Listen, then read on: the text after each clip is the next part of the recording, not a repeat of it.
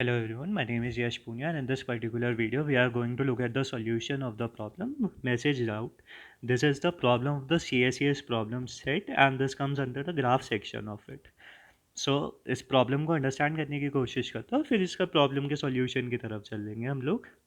तो हम जैसे कि देख सकते हैं कि इस प्रॉब्लम में बोला हुआ है कि हमारे पास कुछ नेटवर्क है n कंप्यूटर्स का और m कनेक्शंस है उनके बीच में। सो हमारे पास फॉर एग्जांपल हमारे पास कंप्यूटर है 1 2 3 इस तरीके से और उनके बीच में कुछ m नंबर ऑफ कनेक्शंस है। तो हमारा जो टास्क है वो फाइंड करना है कि हम ये जो हमारे यूओलवी एंड माइजा है इस तक पहुंच सके, मतलब कि मिनिमम नंबर ऑफ कंप्यूटर्स हों उस राउट में। सो मैसेज राउट मतलब कि हमें एक राउट ढूंढना है कि इससे जो यूओलवी और माइजा जो हमारे पास दो लोग हैं उनके कंप्यूटर्स के बीच में जो हमारे राउट्स हैं उन राउट्स से जो कनेक्शंस हैं उनमें मिनिमम नंबर ऑफ कंप्यूटर्स का यूज़ करते हुए हम मैसेज को ट्रांसफ़र कर पाए। तो हम जो इनपुट है वो समझने की कोशिश करते हैं। हमारे पास एन और एम दिया गया है which is number of computers and connections. Okay, जो हमारे कंप्यूटर्स है वो 1 to n मार्क्ड है, तो वो 0 to n-1 नहीं है हमारे पास। 1 इंडेक्स वाले हम यूज़ करेंगे, 1 to n है हमारे पास क्योंकि जो यूएलवी का कंप्यूटर है वो नंबर 1 है, माइजा का कंप्यूटर n है। तो मतलब कि हमें अगर n की वैल्यू 5 है तो हमें पाथ ढूंढना है फर्स्ट कंप्यूटर से 5 तक का। हो सकता है बीच में बहुत सारे नोड्स और किसी तरीके से हमें पहुंचना हो। अगर इस तरह का कुछ ग्राफ है तो हमें पता है कि 1 से 2 और 5 ये शॉर्टेस्ट पाथ है। तो हमें किसी भी फिर हम देखते हैं कि एम लाइन्स हमें दी गई है जिसमें कनेक्शन है ए टू बी, हमें इस तरह से कनेक्शंस दिए हुए हैं एम लाइन्स में। और हर जो कंप्यूटर के बीच में कनेक्शन है वो डिफरेंट है और ज़्यादा से ज़्यादा एक ही कनेक्शन है किसी भी दो कंप्यूटर के बीच में। तो हमें चेक करना है पहले कि मैसेज पहुंचाना पॉसिबल है भी या नहीं। अगर पॉसिबल है तो हम पहले प्रिंट करेंगे कि उन उस वैलिड राउट के बीच में जितने भी हमारे पास पाथ आते हैं, लाइक फॉर एग्जांपल हमें फर्स्ट से एन में जाना है, तो बीच में जितने भी हमारे पास कंप्यूटर्स आते हैं हमें वो प्रिंट करने होंगे। और जैसे ये एक ए पाथ है एक बी पाथ है, ए पाथ में हमारे पास 5 कंप्यूटर्स आए, बी में 4 आए, तो हम बी वाला पाथ जो है वो प्रिंट करेंगे क्योंकि इसमें नंबर ऑफ कंप्यूटर्स कम आए हमारे पास। हमें वो प्रिंट करना है और अगर हम नहीं कर पाते तो इम्पॉसिबल प्रिंट करेंगे और अगर हम कर पाते हैं तो हमें वो पाथ भी प्रिंट करना होगा। हम कंस्ट्रेंट देख लेते हैं कि 2 से 10⁵ तक हमारी n की वैल्यू है, m 2⁵ है, a की अभी n तक है। तो हमें क्या है, एक एडजेसेंसी लिस्ट वाला जो ग्राफ है वो यूज़ करना होगा यहाँ पे और वो इसी फॉर्म में हमें दिया भी गया है। प्रॉब्लम को ब्रेक डाउन करने की कोशिश करते हो फिर आप समझ जाओगे अपने आप सॉल्यूशन भी। हमें n कंप्यूटर्स दिए गए हैं, m केबल्स हैं उनके बीच में। अगर एक पाथ है, हमें चेक करना है कि 1 कंप्यूटर से n के बीच में कोई पाथ है या नहीं है। अगर है तो हमें पाथ प्रिंट करना है शॉर्टेस्ट पाथ। ये सेम एग्जांपल हमें इनपुट में दिया गया है, ये हम यहाँ पे डिस्कस कर लेते हैं कि 1 से 2 के बीच में पाथ है, 2 से 3, 1 से 3, 1 से 4, 1 से 5 और हमें जो n की वैल्यू है यहाँ पे 5 है। तो हमें 1 से 5 के बीच में एक पाथ ढूंढना है जो कि शॉर्टेस्ट हो। तो शॉर्टेस्ट पाथ हमें पता है कि हम 1 से 4 जाएँ और 4 से 5 चले जाएँ, तो वो हमारा शॉर्टेस्ट पाथ है इस पर्टिकुलर प्रॉब्लम में और हमें यही प्रिंट करना है। तो हम यहाँ पे नंबर ऑफ कंप्यूटर्स कितने आए हमारे पास 3। और हम कैसे गए 1 4 5, हम 1 to 4 गए फिर 4 से 5 गए। यही हमने यहाँ पे समझने की बात है सारी। हमने जैसे आउटपुट में देखा था कि 3 1 4 5 हमारा इसी तरीके से जो पाथ होने वाला है। अब यहाँ पे समझने की कोशिश करते हैं। पहले ग्राफ कॉन्सेप्ट्स देख लेते हैं। इसमें क्या है, हर कंप्यूटर जो है कि नोड की तरह काम करेगा, हर केबल जो है वो एज की तरह काम करेगा। हमें शॉर्टेस्ट पाथ फाइंड करना है एक अनवेटेड ग्राफ में। अनवेटेड ग्राफ का मतलब आप समझते ही होगी, किसी भी ग्राफ के बीच में जो हमारे पास एजेस है उनमें कोई वेट नहीं है। वेट का मतलब है कि हमें कोई टास्क परफॉर्म नहीं करना वहाँ तक जाने के लिए, या कॉस्ट नहीं है, हम फ्रीली मूव कर सकते हैं। तो ये एक अनवेटेड ग्राफ हुआ। और किसी अनवेटेड ग्राफ में शॉर्टेस्ट पाथ फाइंड करने के लिए जो हमारे पास बेस्ट एल्गोरिथम होती है वो BFS होती है, ब्रेथ फर्स्ट सर्च हम यूज़ करते हैं। ब्रेथ फर्स्ट सर्च हम क्यों यूज़ करते हैं शॉर्टेस्ट पाथ अनवेटेड ग्राफ के लिए, क्योंकि ये क्या है, लेयर बाय लेयर काम करता है, जो कि हमें फर्स्ट टाइम हम बी पे पहुँचे तो वो काम हमारा हेल्पफुल होता है। फॉर एग्जाम्पल ये हमारे 1 to n हम यहाँ पे जा रहे हैं, ये कोई हमारे नोड्स हुए लाइक 2 3 4 5, n की वैल्यू 6 मान लेते हैं। हम BFS में क्या करते हैं, हमें क्यू बनाते हैं। 1 से हम स्टार्ट करेंगे BFS, तो 1 से जितने भी नोड विजिटेड है which are 1 3 4, which are 2 3 and 4, ये हम क्यू में डाला। ये हमारा एक लेवल हो गया, लेवल 1 हुआ। फिर हम यहाँ से अपना लेते चलते हैं। हमने जैसे कि पहले 4 लिख हमने, क्योंकि 2 पहले है तो हमने 2 निकाला और हम सीधा एन पे पहुंच गए। हम लेवल 2 पे ही एन पे पहुंच गए, हमें शॉर्टेस्ट पाथ ऑलरेडी मिल गया। हमने बाकी पाथ अभी ट्रैवर्स करके कोई ट्राई भी नहीं करा। अगर हम करते तो 3 से आगे तो हम जा ही नहीं पाते। 4 से फिर हम यहाँ पे 5 पे जाते, फिर हम 5 से एन पे जाते, तो एक और नोड हमारे पास एक्स्ट्रा ऐड हो जाता। तो बी एफ एस इसीलिए जो है शॉर्टेस्ट पाथ फाइंड करता है, क्योंकि वो लेवल बाय लेवल काम करता है। वो पहले जिस भी हम नोड पे है उससे जितने भी विजिटेड हैं हम उन्हें ट्रैवर्स करते हैं, फिर नेक्स्ट को हम विजिट करते हैं, फिर हम नेक्स्ट को करते हैं। इसके लिए सीधा नेक्स्ट एन है, इसके लिए फिर 5 है, इसके लिए फिर एन है। तो इसी वजह से लेवल बाय लेवल करने की वजह से जो पी एफ एस है वो हमें शॉर्टेस्ट पाथ दे देता है। डी एफ एस इसीलिए नहीं दे पाता क्योंकि डी एफ एस अगर 1 से स्टार्ट हुआ और वो गलती से इधर चला गया तो फिर इधर जाएगा, फिर इधर जाएगा। अगर वो 1 पे चला जाता फिर वो सीधा एन पे जाके शॉर्टेस्ट दे देता, पर वो गारंटी नहीं करता शॉर्टेस्ट पाथ देना, वो सिर्फ ट्रैवल्स करता है। तो शॉर्टेस्ट पाथ जब भी हमें चाहिए होता है तो हम बी एफ एस का यूज़ करते हैं किसी भी अनवेटेड ग्राफ में। जब वेटेड ग्राफ होता है तो हमारे पास अलग एल्गोरिथम्स है, पर अभी के लिए हम सिंपल एक क्यू का यूज़ करके बी एफ एस को इम्प्लीमेंट करते हैं, वही हमें शॉर्टेस्ट पाथ देता है। तो हम अपना एल्गोरिथम का प्लान जो है वो देखते हैं कि हम अपना ग्राफ बिल्ड करेंगे एडजेसेंसी लिस्ट से। एडजेसेंसी लिस्ट का मतलब होता है कि फॉर एग्जांपल हमारे पास ये ग्राफ है 1 2 3 4 5, कुछ इस तरीके से हमारे पास ग्राफ है। तो एडजेसेंसी लिस्ट में ये ग्राफ किस तरीके से काम करेगा, हम 1 से हम जिस भी नोड्स पे हम जा सकते हैं हम 2 पे जा सकते हैं, 2 से सेम हम 1 पे जा सकते हैं और 3 पे जा सकते हैं, 3 से हम 2 पे जा सकते हैं, एंड हम 5 से जो है 4 पे जा सकते हैं, और इसी तरीके से 4 से हम 5 पे जा सकते हैं। सो इस तरीके से जो हमने लिस्ट ऑफ लिस्ट बनाई कि हम पर्टिकुलर नोड से किस पे जा सकते हैं, ये जो हमारे 1 2 3 है ये हमारे इंडेक्स की तरह काम करता है कि जो हमने, तो जैसे कि अगर हम सी प्लस प्लस में देखेंगे तो हम वेक्टर ऑफ वेक्टर बना लेते हैं, वेक्टर ऑफ इंट, जो कि हमारा एक 2D इसी तरीके से काम करता है कि इस वेक्टर की मदद से हम इंडेक्स और उसके बीच में जितने भी हम स्टोर कर रहे चीज़ें वो अपने आप में एक लिस्ट है, तो हम इस वजह से काम कर लेते हैं। और अगर हम जावा में यूज़ करते हैं तो जावा में हम एरे लिस्ट का यूज़ करते हैं, array list of array list, ये हमारा जावा में काम होता है। Array list of array list से हम जावा में अपना इम्प्लीमेंट कर लेते हैं। सो इस वजह से हम एडजेसेंसी लिस्ट का यूज़ करके वो बना लेते हैं। फिर हम बी एफ एस स्टार्ट करेंगे नोड 1 से, क्योंकि हमें 1 से एन तक जाना है, तो हम बी एफ एस 1 से ही स्टार्ट करेंगे। हम विजिटेड या अनविजिटेड वाला कुछ काम नहीं करेंगे, हम बस 1 से स्टार्ट करके आगे बढ़ जाएंगे। यहाँ पे अब क्योंकि हमें पाथ भी प्रिंट करना है कि हम किस पाथ से गए। फॉर एग्जांपल जैसे कि हमारा जो वो था कोड एग्जांपल था वो कुछ इस तरीके से था। सो हमने उसमें देखा कि हम 1 से 4 4 से 5 जाएंगे। अगर हम बी एफ एस भी लगा रहे हैं तो हमें पाथ भी प्रिंट करना है। अब पाथ प्रिंट करने के लिए हमारे पास कुछ तरीके होते हैं, हम ब्रूट फोर्स वाला यूज़ करें। ब्रूट फोर्स वाला मतलब कि हमने कुछ भी दिमाग नहीं लगाया, हम हर नोड के लिए जो अभी तक का हमारा पाथ है वो हम प्रिंट करते जा रहे हैं और लास्ट में पहुंच के हम बस पाथ प्रिंट कर देते हैं। तो वो एक इफेक्टिव तरीका भी नहीं है और वो हमारा सॉल्यूशन अच्छी तरीके से गारंटी भी नहीं करता। तो हम क्या करेंगे, पाथ रिकंस्ट्रक्शन के लिए हम एक पेरेंट एरे बनाएंगे। हमारा जो होगा एक पेरेंट का हम नोड बनाएंगे। पेरेंट का नोड जो होगा, पेरेंट का एरे होगा, उसमें हमारे पास जो है इंडेक्स है लाइक 1 2 3 4 5। स्टार्टिंग में किसी का सबका पेरेंट -1 है, क्योंकि किसी का पेरेंट कुछ नहीं है, तो हमने -1 से सबको इनिशियलाइज किया। आप समझते हैं ये वाली चीज़, सॉरी फॉर दैट। हम 1 2 3 4 5 हमारा जो पेरेंट है हम उसे आगे काम करने की कोशिश करते हैं। पेरेंट का मतलब क्या हुआ, किस सेंस में हम यहाँ पे बात कर रहे हैं कि हमने 1 से बी एफ एस स्टार्ट किया, तो जो बी एफ एस की हमारी क्यू होने वाली है वो इस तरीके से हुई। और इस क्यू में हमने क्या किया कि हमने 1 से स्टार्ट किया, हमने 1 को डाला बी एफ एस में जो कि हमारा लेवल 0 है, फिर हमने 1 को रिमूव किया और 2 को डाला। जब हम 2 को डाल रहे हैं तो इसका मतलब कि हम 1 से 2 पे विजिट कर रहे हैं, तो 2 का पेरेंट 1 हुआ तो हमने 2 का पेरेंट 1 डाल दिया।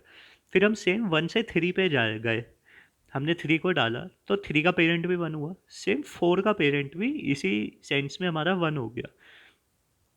उसके बाद अगर हमने अपनी जो क्यू है उसमें 2 को निकाला तो 2 का आगे हम कहीं नहीं जा सकते, 1 पे जा सकते हैं, 1 पहले से विजिटेड है तो हमारा 2 का यहाँ पे काम खत्म हो जाता है। सेम 3 का 4 पे हम गए तो 4 से हम 5 पे विजिट करें, हमने 5 को डाला। अब क्योंकि हम 5 पे 4 से गए हैं अगर हम यहाँ पे देखें, ये u है, ये v है, हम u टू v गए, तो v का पेरेंट कौन हुआ? u ही तो हुआ। सिंपल सी बात है, अगर हम ए टू बी कहीं पे जा रहे हैं तो बी का पेरेंट तो ए हुआ ना, क्योंकि हम ए से बी पे जा रहे हैं, तो बी का पेरेंट ए हुआ। इसी तरीके से 5 का पेरेंट यहाँ पे 4 हो गया।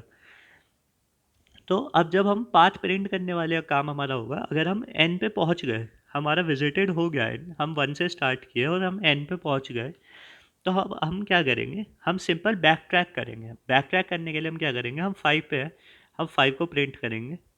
फिर हम जो इस पे पेरेंट है, हम उस पे गए 4 पे, हम 4 पे गए, हमने 4 को प्रिंट किया। हम 4 का जो पेरेंट है 1, हम 1 पे गए, हमने 1 को प्रिंट किया।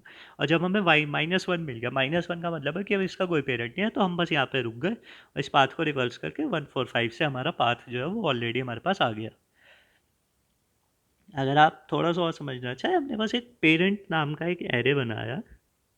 पेरेंट में हमने इंटीजर वैल्यू स्टोर किए हैं जो कि किसी भी पेरेंट को स्टोर करेगा। फॉर एग्जांपल, अगर हम u से v पे गए, तो v का पेरेंट जो है वो अपने आप u हो जाएगा। अब जब हम bfs लगाएंगे, तो bfs में हम क्या करते हैं, एक पर्टिकुलर u से हम v1 v2 v3 पे गए, तो इन सब v1 v2 v3 का पेरेंट जो है वो u हो गया। फॉर एग्जांपल, अगर हमारा पेरेंट का एरे होता, तो इन सब का पेरेंट जो है वो u हो गया होता। सिंपल सी बात है। और बी एफ एस हमने लगाया, तो जब भी हम पुश कर रहे होंगे अपने नोड में किसी भी विजिटर, तो उससे पहले हम अपना पेरेंट भी इनिशियलाइज कर देंगे। और लास्ट में जब हम पहुंच जाएंगे, तो हम अपना बैक ट्रैक करके अपने जो है, हम बैक ट्रैक करेंगे एन टू ए को और प्रिंट कर देंगे अपने पाथ को। अगर हम नहीं पहुंच पाए तो हम बस इम्पॉसिबल जो है हमारा प्रिंट कर देंगे। सो हम जो है अपना पूरा पाथ जो है वो स्टोर नहीं करते बी एफ एस में, सिर्फ पेरेंट को स्टोर करते हुए चलते हैं। जब बी एफ एस कम्प्लीट हो जाता है, तो हम बैक ट्रैक करते हैं और लास्ट में रिवर्स कर देते हैं अपने पाथ को। ये हमारा सिंपल सा काम होने वाला है। ये हमने काम लेब्रिंथ जो एक प्रॉब्लम है सी एस सी एस की, सेकेंड प्रॉब्लम है ग्राफ सेक्शन की, उसमें भी सेम किया है। पर उसमें क्या है, हमारा ग्रिड बेस्ड ग्राफ होता है, तो उसमें हमने एक मैट्रिक्स जो बनाई पेरेंट की, वो भी एक 2D ग्रिड बनाई। सेम काम उसमें भी हमने किया कि हमने बैक ट्रैक करते हुए गए, पर उसमें डायरेक्शन से बैक ट्रैक करना पड़ा। इसमें थोड़ा बैक ट्रैक करना ईजी होता है, क्योंकि इससे पेरेंट्स टू पेरेंट हम जाते हैं। हम कोड देख लेते हैं अब जल्दी से। तो ये सी प्लस प्लस का कोड है, मैं जावा के लिए भी समझा दूंगा। ऐसे कोई डिफ़िकल्टी आपको नहीं आएगी, कॉन्सेप्ट पता लग जाए तो वो कोड करने में ऐसा कुछ फ़र्क नहीं होता। ये सिंपल हमारा काम है। उसके बाद हमने जो मेन फंक्शन हमारा स्टार्ट हुआ, ये हमने फास्ट इनपुट आउटपुट के लिए काम किया। आप जब सी पी करते हो तो फास्ट इनपुट आउटपुट ही आपको यूज़ करनी चाहिए। उसके बाद हमने ग्राफ को इनिशियलाइज किया, which is a vector of vector. और जो लोग जावा का यूज़ कर रहे हैं उनके लिए ये एक array list of array list है, array list of array list of integer, graph को इनिशियलाइज करने के लिए। उसके बाद हमने एक वेक्टर बनाया बूलियन का, जो कि विजिटेड है, और सेम एक वेक्टर बनाया पेरेंट का, जो कि हमारा पेरेंट का एरे है, जो पेरेंट को स्टोर करेगा। हमने अपने एन और एम को रीड किया। उसके बाद हमने ग्राफ को रिसाइज किया n+1 से। n+1 से इसीलिए रिसाइज किया क्योंकि हमारी जो कंस्ट्रेंट है उसमें ए और बी की वैल्यू 1 से n तक जाती है, ना कि 0 to n-1। तो इसी वजह से हमने ये वाले चीज़ इम्प्लीमेंट की। सेम हमने विजिटेड को इनिशियलाइज कर दिया फॉल्स से, और पेरेंट को इनिशियलाइज कर दिया -1 से। जो जावा वाले लोग हैं वो एरेज डॉट फिल एक फंक्शन होता है, उसका यूज़ कर सकते हैं इन्हें, ये असाइन की जगह। उसके बाद हमने बस अपने ग्राफ को प्रिंट किया, यू और वी को हमने रीड कराया, एम हमारे पास नंबर ऑफ लाइंस होने वाली है क्योंकि। फिर ग्राफ के यू में गए, वी को पुश किया, वी में गए, यू को पुश किया। सेम हम काम करेंगे क्योंकि जो यू और वी है हमारा, वो इसी तरीके से है। ये जो है बाई डायरेक्शनल हमारे पास एजेस है, इस वजह से हम दोनों की तरफ ये चीज़ें डालेंगे। सेम अब हम ना बी एफ एस स्टार्ट करते हैं नोड 1 से। नोड 1 से हमने बी एफ एस स्टार्ट किया, तो हमने क्यू बनाई एक इंटीजर की, क्यू में पुश किया 1 को विजिटेड ट्रू कर दिया, और एक ये बूलियन फाउंड जो हमने फॉल्स किया, कि जब हम एंड पे पहुंच गए तो हमें पता लग जाए कि अब हमें स्टॉप करना है, हमें एंड से आगे नहीं जाना, हम ऑलरेडी एंड पे पहुंच गए हैं अपने शॉर्टेस्ट पाथ से। सो हम देखते हैं कि वाइल जब तक हमारा क्यू एम्प्टी नहीं होता है या हमें फाउंड नहीं हो जाता है, तो जो हमारा एग्जांपल था 1 4 5 एंड 2 एंड 3, सो इसी एग्जांपल के हिसाब से हम अपनी क्यू को देखते हैं। हमने पहले जो है क्यू में पुश किया 1 को, हमने फिर यू को प्रिंट लिया, तो अब हमने मतलब पॉप कराया, यू हमारा हो गया 1। अब इस यू के रिस्पेक्ट में, ग्राफ के यू के रिस्पेक्ट में, क्योंकि अब ये ग्राफ में मैं बना देता हूँ विच इज़ एडजेसेंसी लिस्ट के हिसाब से, ये हमारा ग्राफ होगा 3 के हिसाब से हम 1 पे जा रहे हैं। ये थोड़ा सा इधर बना लेते हैं।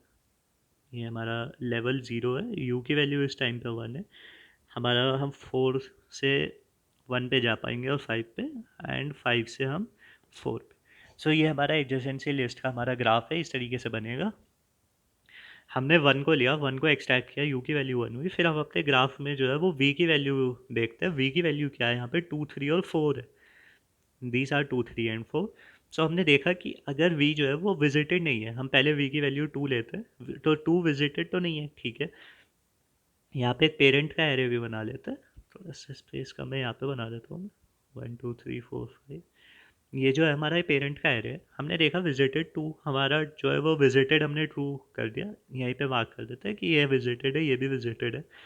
फिर हमने पेरेंट देखा, parent of v is u. तो पेरेंट ऑफ वी, 2 का पेरेंट जो है वो यू है, यू की वैल्यू है 1। Parent of v which is 2, तो इसकी वैल्यू हमारे पास 1 हुई, क्योंकि 2 का पेरेंट 1 है। हम 1 से 2 पे जा रहे हैं, हम यू टू वी गए तो वी का पेरेंट जो है वो यू हो जाता है। हमने सेम किया, फिर क्यू डॉट पुश, हमने 2 को पुश कर दिया। हमने चेक किया कि वी एन तो नहीं है, अगर हो जाता तो हम यहाँ पे ब्रेक कर जाते। सेम काम हमने 3 के साथ किया, 4 के साथ किया, और इनका पेरेंट भी हमारा 1 हुआ। हम अब नेक्स्ट लेवल पे गए विच इज़ लेवल 1। हमारा अब यू की वैल्यू जो है वो 2 हुई, हमने 2 को निकाला। 2 से हम आगे नहीं जा सकते, हम 2 से 1 पे ही जा सकते थे, पर वो ऑलरेडी विजिटेड है तो हम कुछ नहीं करेंगे। हम 3 को एक्सट्रैक्ट करेंगे, फिर हम 4 को एक्सट्रैक्ट करेंगे। 3 से भी हम कुछ नहीं कर पाएंगे, हम 4 से कर पाएंगे। हमने देखा 4 से हम 1 पे जा सकते हैं, 5 पे जा सकते हैं, पर 1 पहले से विजिटेड है तो हम वहाँ नहीं गए, तो हम 5 पे गए। 5 पर हम गए तो हमने 5 का जो पे 5 को पहले विजिटेड मार्क किया। 5 का पेरेंट जो है वो यू बनाया विच इज़ 4, तो 5 का पेरेंट जो है वो 4 हो गया हमारे पास। और हमने चेक किया कि यार वी तो एन हो गया, क्योंकि अब वी की वैल्यू 5 है और एन की वैल्यू भी 5 है हमारे पास। तो मतलब कि हमें फाउंड कर लिया है हमने अपना जो सॉल्यूशन है, तो हम यहाँ पे ब्रेक कर गए। और इस तरीके से हमारा जो पेरेंट का एरे भी हमारा तैयार था। अगर हम फाउंड नहीं कर पाते तो हम बस इम्पॉसिबल प्रिंट कर देते कि हमें मिला ही नहीं, node n is never visited, so impossible. अब हम बैक ट्रैक करेंगे एन से 1 पे। बैक ट्रैक करने के लिए सिंपल सा हमने जो काम किया है वो, अपना पेरेंट का एरे इधर ले आते हैं। तो हमने पाथ लिया, उसके बाद हमारी जो करंट है वो हमने एन जो है प्रिंट किया, मतलब करंट की वैल्यू अभी हमारे पास 5 है। उसके बाद जब तक कि हमारा करंट -1 नहीं हो जाता तब तक हम पाथ में पुश करते रहेंगे करंट को। पाथ जो है वो भी एक इंटीजर वेक्टर है हमारे पास। अभी हमारा करंट -1 नहीं है, तो हमने पाथ में अपना पुश कर दिया 5 को, विच इज़ 5। और फिर current is equals to parent of current. तो पेरेंट ऑफ करंट क्या है, पेरेंट ऑफ 5 क्या है, 4 है। तो अब करंट की वैल्यू हुई गई 4। फिर से हम गए, हमने चेक किया कि करंट की वैल्यू -1 नहीं हुई है, तो हम 4 पे गए, हमने पाथ में 4 को प्रिंट किया। फिर हम 4 के पेरेंट ऑफ 4 क्या है, 1 है, तो हम 1 पे गए, करंट की वैल्यू पुश की। अब हमने देखा, फिर से हम इसके गए, 1 का पेरेंट क्या है, -1, -1 हम पहुँच गए, तो हमारा जो है वो आगे हम नहीं जाएंगे। उसके बाद पाथ को हम रिवर्स कर देंगे, क्योंकि हमारा ये पाथ था, तो 1, 4, 5 हमारा पाथ हो गया। उसके बाद पाथ के साइज़ को हमने प्रिंट किया विच इज़ 3, और ये हमारा इस तरीके से आंसर आ गया 3, 1, 4, 5। इसी तरीके से सिंपल सा सॉल्यूशन हमारा होता है कि हम पहले बीएफएस का यूज़ करके उसके बाद शॉर्टेस्ट पाथ निकालने के लिए पेरेंट एरे का यूज़ करते हैं। पेरेंट एरे का कॉन्सेप्ट यहाँ पे समझना इंपॉर्टेंट है, क्योंकि वो काफ़ी प्रॉब्लम्स में आ जाता है। और ये CSS का थोड़ा सा डिफरेंट है, क्योंकि अगर आप लीड कोड वगैरह पे करते हो तो वो सिर्फ शॉर्टेस्ट पाथ पूछ के वहीं पे ख़त्म कर देता है, पर पेरेंट एरे यहाँ पे पूछना, वो पाथ पूछना, वो इंपॉर्टेंट हो जाता है CSS के रिस्पेक्ट में। और जब आप कॉम्पिटिटिव प्रोग्रामिंग करते हो या आपके जो इंटरव्यूज़ होता है, अच्छे लेवल के इंटरव्यूज़ होते हैं, तो उसमें इस तरह की प्रॉब्लम्स पूछ ली जाती है कि भाई पाथवे प्रिंट करके दिखाओ।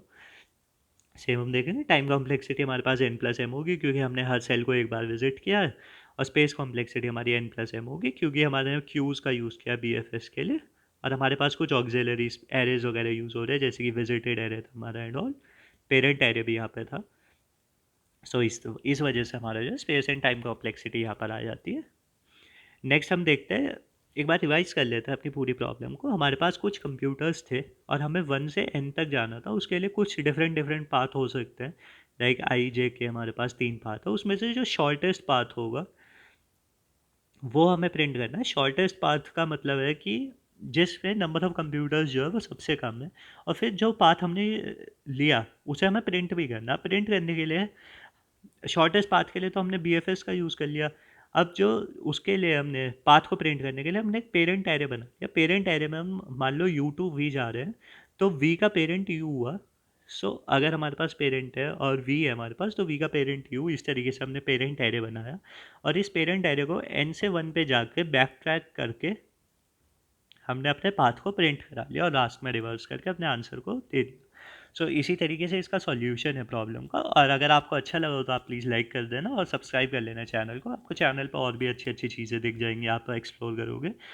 बाकी अगर आपको कुछ भी इम्प्रूवमेंट चाहिए, कुछ भी किसी भी प्रॉब्लम का आपको सॉल्यूशन चाहिए, तो आप कमेंट कर सकते हो। So that's it for today this video, and have a nice day.